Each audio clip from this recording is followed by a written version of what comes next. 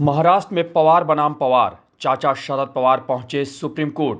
NCP के घड़ी चिन्ह का मामला, अजीत पवार का भाजपा से भी टकराव। महाराष्ट्र विधानसभा चुनाव की घोषणा से पहले ही यहां की सियासत गरमाई हुई है और इन दिनों सबसे ज्यादा सुर्खियों में अगर कोई है तो वो है महायुति गठबंधन सरकार में उप मुख्यमंत्री और असली एनसीपी या कहें तो एनसीपी अजीत पवार गुट के नेता अजीत पवार। भाजपा के नेतृत्व वाली महायुति गठबंधन में मामला चाहे सीट बंटवारे का हो या इशारों इशारों में भाजपा नेताओं को संदेश देने का, या फिर चाचा शरद पवार और चचेरी बहन सुप्रिया सुले के निशाने पर आने का, मानो अजीत पवार ही सियासत का केंद्र बने हुए हैं और सभी के लिए समस्या अजीत पवार को ही लेकर है। और इसकी सबसे बड़ी वजह अजीत पवार की पलटी मार राजनीति का अंदाज है। लेकिन इस समय अजीत पवार दो कारणों से फिर सबसे ज्यादा चर्चा में आ गए। दरअसल हुआ यह है कि महाराष्ट्र विधानसभा चुनाव से ठीक पहले एनसीपी में चुनाव चिन्ह को लेकर फिर से विवाद उठ खड़ा हुआ है।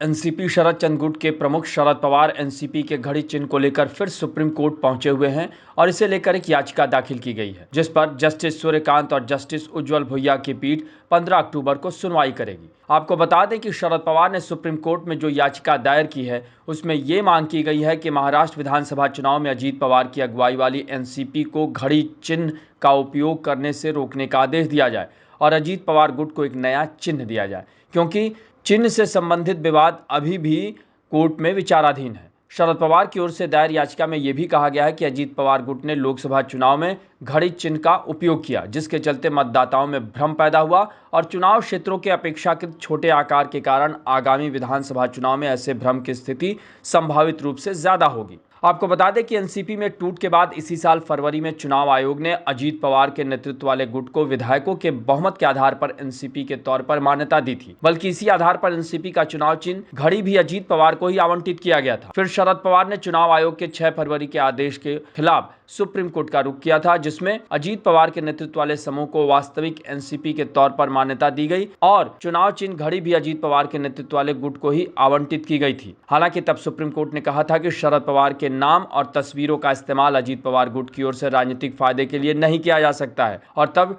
शरद पवार गुट को लोकसभा चुनाव से पहले एनसीपी शरद चंद्र पवार गुट और चुनाव चिन्ह तुरही बजाता आदमी का उपयोग करने की अनुमति दी गई थी। तब सुप्रीम कोर्ट ने कहा था कि चुनाव आयोग का निर्देश अगले आदेश तक जारी रहेगा। गौरतलब है कि मौजूदा महाराष्ट्र विधानसभा का कार्यकाल 26 नवंबर को खत्म हो रहा है। गौरतलब है कि चाचा शरद पवार ने भतीजे अजीत पवार के खिलाफ तो मोर्चा खोला ही है। चचेरी बहन सुप्रिया सुले ने तो ललकारने के अंदाज में ये कह दिया है कि उनकी लड़ाई तब तक खत्म नहीं होगी जब तक वो अपने पिता शरद पवार की बनाई पार्टी और चुनाव चिन्ह उन्हें वापस नहीं दिला देती हैं। यही नहीं, शरद पवार अपने भतीजे अजीत पवार का राजनीतिक रास्ता रोकने के लिए पोते रोहित पवार को भी आगे कर रहे हैं और इसका मकसद मराठा मतदाताओं के बीच यह मैसेज देना है कि वो अजीत पवार के बजाय उनसे ज्यादा युवा रोहित को चुने जो भविष्य में सीएम बनेंगे। वहीं अजीत पवार अपनी ही महायुति गठबंधन के सबसे बड़े दल भाजपा के भी निशाने पर हैं। एक तरफ जहां सीट बंटवारे पर बात फाइनल नहीं हो पा रही है, वहीं दूसरी ओर उन्होंने महाराष्ट्र के बिड में कहा कि जब सीट बंटवारा हो जाएगा तो वे अपने कोटे में से 10% सीटें अल्पसंख्यकों को देंगे। उन्होंने कहा कि मैं